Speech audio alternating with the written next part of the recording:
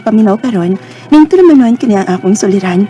Ilabi na kaning na Dr. Rene Obra o Dr. na Elaine Bathan. Ingon man, sa mga artista nga maghatag og kinabuhi ning akong suliran. Ako si Honey, hingkod ang pangidaron, taga Bourbon, Cebu. Dili kini akong suliran. Sa ako kining id-agaw nga si Rose, 35 anyos ug may 4 ka mga anak. Ang iyang bana, tawgon alang sa pangan nga Harry. Pero legal kining ilang suliran, bahin kini sa apelyado sa iyang bana. Aron inyong hisabtan, sugdon ko sa pagsaysay sa sugdi namin sa mga ginikanan ni Harry. Ingon inyang mga panghitabo.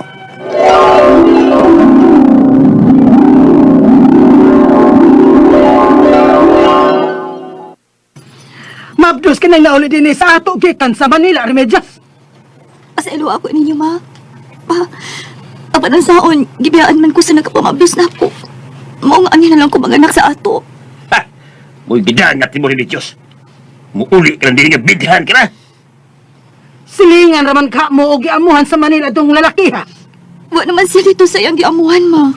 Wala na to! Nisibat na to! Wala rin yun, Diyos! Gipaangkal ka yun!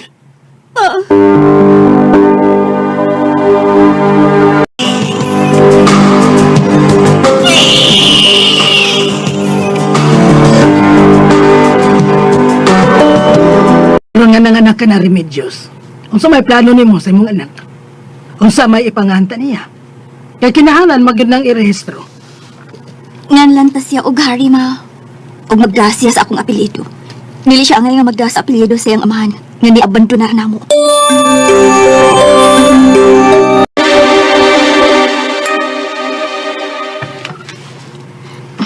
Nakatulog na nga akong anak.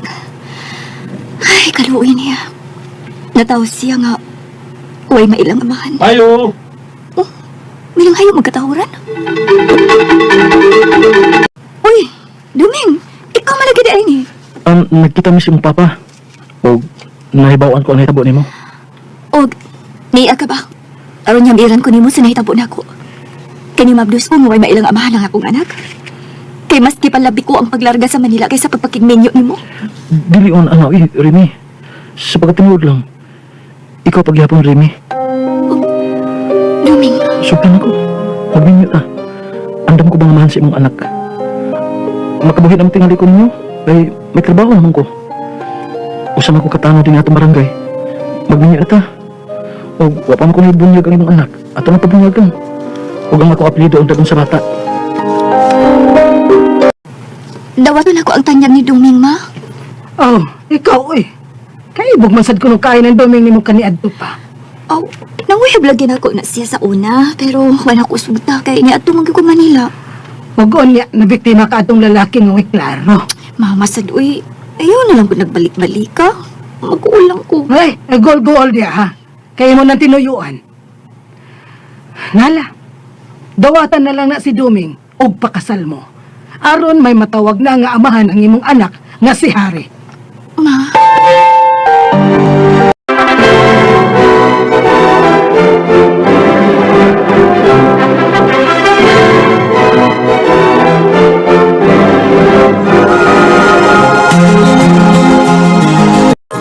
School na ko, Papa Duming.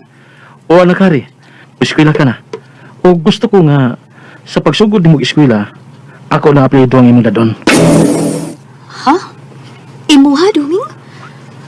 Ako ba yung apelyido ang gidaan sa pagparehistro? O niya, ako masang apelido ang iyang gida sa atong pagpabunyag niya.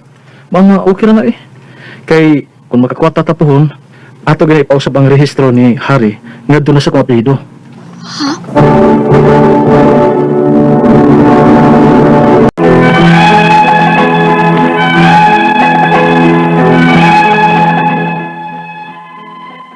Sukad ko na sa pag-eskwela sa bana sa akong ig-agaw, apelyado na sa iyang ama-amang iyang gida. Nisuway ko noong pag-usab ang inahan ni Harry sa iyang apelyado o sa iyang rehistro. Apan giilagasab siya sa nag-process ni ini, hangtod nga nakadako si Harry. Nakahuman og eskwela sa high school ug naka-eskwela pa sa college nga apelyado na sa iyang ama-amang iyang gida. O ang apelyado niya sa binunyagan. Hangtod nga nakita sila sa akong ig-agaw nga si Rose ug nagplanong magpakasal og apil sa usa ka mass wedding. Unya, Unya, Harry, hain naman ang inyong birth certificate. Wa lagi ko mo kay birth certificate ingon si mama. Ha? Wa kay birth certificate? Pero na ako na ko'y baptismal. Pwede naman kung nuna og mo i-submit sa mo appeal sa mas wedding. Mao ba? Sige, kana na lang. Kay gipangitaan na ba ako sa requirements aron makasalat ka sa mas wedding.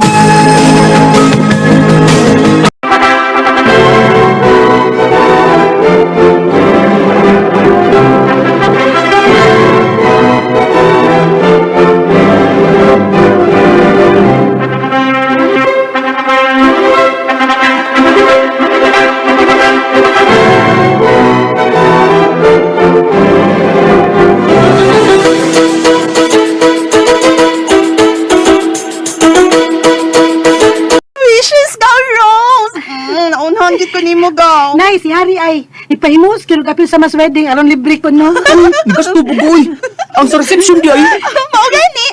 Ano taron sa among reception na niya? Ay, syempre, no? Mukhaon gid ko, no? Niatan gani ko sa inyong kasal mukhaon ko.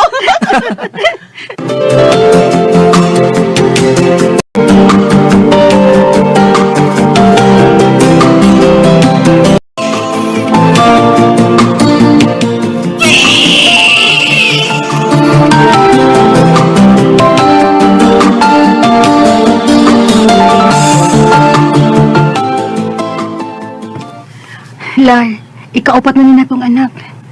Stop na ta ha. Kalisod na kaayo ta. Mao lagi. Ikaw manggod. Gipaspasan ko nimo. Gusto mong gumusan na yung dagkan ng atong liwat. Ang akong apelyido. Unyan sa man ni nato ron. Daghan naman tagbuhion. Moabot lang ka, Ros. Ha? Mo trabaho ka sa gawas, Hari? Oros. Mangundang niya ko sa akong mga papilis para abroad.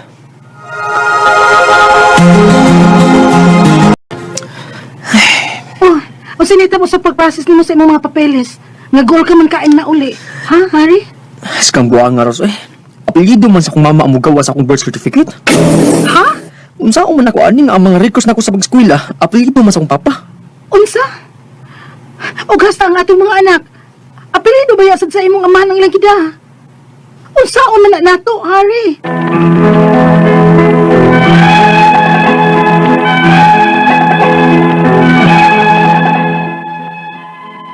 Mao kining sugilanon sa kong ik-agaw nga si Rose. Ikasal sila sa iyang bana nga si Harry gamit ang apelyado sa giilan niyang amahan sa iyang baptismal.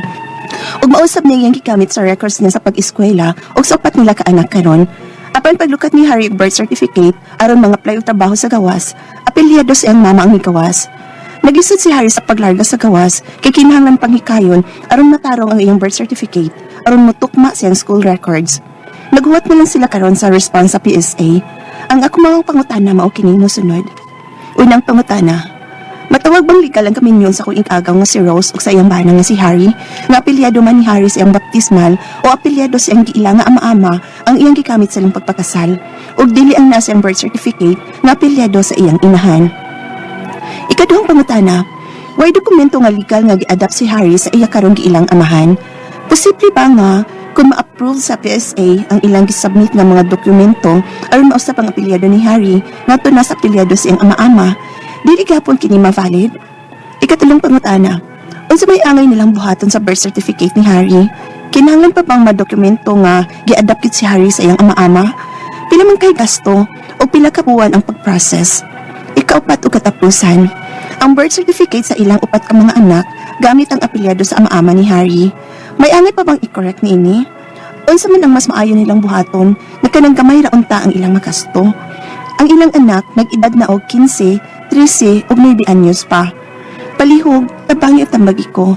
Kini ang akong soliran, honey. Mayong adlaw mga sukintig paminaw kini si Attorney Elaine Bathan ug ako ang muhatag ninyo og tambag tubag solusyon kalinawan sa inyong mga pangutana ug mga problemang may punto legal no masking unsang mga aspeto basta mga legal nga mga pangutana of course kanang mga emotional nato nga mga problema nato sa mga heart problema nato sa atong karelasyon ay goy ipadagid na inyong suwat no ay mo pagduha-duha ipada inyong suwat sa suliran_612@yahoo.com na atay Facebook account nga kini ang akong suliran official writers page pwede sa sad ug inyong ipadala sa 3rd floor Jose R. Martinez Building, Osmeña Boulevard, Cebu City, no? Lain-lain ug klase-klaseng pamaagi kung unsaon ninyo pagpadala ang inyong mga suwat ug mga suliran diri namo. Ang importante, kumpleto ang mga pangalan ug mga detalye sa inyong mga suwat nga gipadala. And shout out and greetings lang yun, no? Sa mga taga Bantayan Island, kinibisita ko dito, kauban na nga ako ang mga kauban nga abogado ug nakikimamata sa mga taga Madridejos, Bantayan ug Santa Fe. Ug greetings po sa tanang mga taga Camotes Island. Kay dito punta ni bisita punta nila labi na kang Miss Jaja nga Zumba instructor din ha. Hello ninyo, no? Thank you sa mainit ninyong pagdawat. And sa tanan nga mga likers and followers pud nato dili lang sa kini ang akong suliran official writers page, kundi pud sa kanang mga maminaw nato sa RMN nga live nato nga broadcast, no? Ako ning i-greet katong mga nang comment. Watching from Palumpon, Leyte, favorite drama DYHP si Eday Gil Gonzalez. Watching from Imus, Cavite, si Martin Aliling. I miss the voice of attorney Doktora Lourdes Rosaroso. Trisha Yearwood. Si Lorena sa Saban Lara is watching from Australia. Wow! Lagyo na natong abot yun. Inana gyud no kangilngig ning ato ang programa.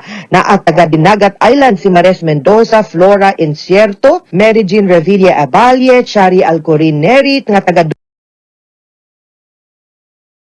Tahan Decano from Cavite. Maayong hapon mga kasamang radio man si Haji Mar Wenceslao. Hello to Elmer Garcia, Jennifer Tenebroso, Ebeb Chagas or Cagas, no? Celsa Goles Detalia from La Libertad, Negros Oriental, si Nona May Martin Sagino, Annalyn Kua Bakuli, Isidro Manimog, Irish Hernandez, Elmer Garcia, ug si Eileen Fabilar Nason. Grabe, nagyuan na abot. Thank you always sa tanan nga maminaw. You can also follow me sa ako ang Facebook account nga Elaine Bathan, and you can also follow me sa Instagram nga Attorney Elaine, ug sa ako ang Twitter account para ma-updated sad mo sa ako mga kakulian in life, no? Letter sender na to karong adlaw, tawgo na to sa pangalan nga si Honey. Si Honey taga Bourbon, Cebu. Hello Mayor Dotilios. O gipadani niya ihang suwat through our email address nga suliran_612@yahoo.com. Standby mo mga sukitig paminaw kay mo balik ni kauman ani nga pahinom. Maugyod na ang official nato nga dokumento nga magtimaan or magpakita sa ato ang identity as a person. Identity meaning mauna ang ato ang official nga pangalan, mauna ang mga official pod nga apelyido, mauna ato ang official pod nga date of birth ug place of birth. Ngani gani kung mag-apply tag mga lisensya, mag-apply tag passport, mag-fill up tag dokumento, dapat gani kung unsay nakabutang nga mga detalye didto sa ato ang birth certificate nga naa na karon sa PSA, maupod na ato ang i-fill up. Kung unsay name nato, unsay birthday nato, name of parents, mo na. Now, ang atong nasabdan sa suwat, no, ni Honey, mauni, nga ang apelido sa iyahang giila nga ama, maoy nakabutang dito sa iyahang birth certificate. Dili ko mangutana na kung unsay na-adapt ba siya officially or wala. Basta kay ang nasubmit na dito, mauna na ang iyahang apelido, mauna pod na ang dapat niyang gamiton. So, kung pagkaminyo ni Harry, kung unsay iyang apelido dito sa birth certificate, atong gigamit niya kay apelido man to sa iyahang giila nga papa, maupod ang iyahang gamiton ini-fill up niya sa iyahang marriage certificate para consistent ang birth certificate ug marriage certificate. Pagkaanak sa mga bata, of course, ang apelido, ang name, ang gamiton kay minyo man sila, ang name of father, meaning to say, ang name of father, meaning si Harry, kung unsay iyahang pangan nga gibutang, consistent, birth certificate, marriage certificate, maupoy ibutang nga pangan sa name of father, ngadto sa iyahang tulo ka anak. And kung unsay apelidong gibutang ni Harry, isip papa, maupoy apelido dalhon sa mga bata. Mauna, gyud mga sukinting paminaw, ha? Guys, munang maingon jud ko ninyo nga importante kaayo na ang birth certificate. Nga di gyud unta nato na itamper, di na magdita magbuot-buot, atong klarohon inig fill up, sakto bagid ang taog di mga tinuod nga detalye sa mga birth certificates nato. Okay? Mga sukintig paminaw, hinaut unta nga naamoy nakutlo na pagtulunan karong adlaw. Kini si Attorney Elaine Bathan. Daghan kaayong salamat sa inyong pagpaminaw sa atong tulumanon. Hangtod sa sunod nga sugilanon dinhi gapon sa tuang programa, kini ang akong suliran gikan sa RMN Production Center, Radyo Mo Nationwide. Tatak RMN, daghang salamat ug maayong adlaw.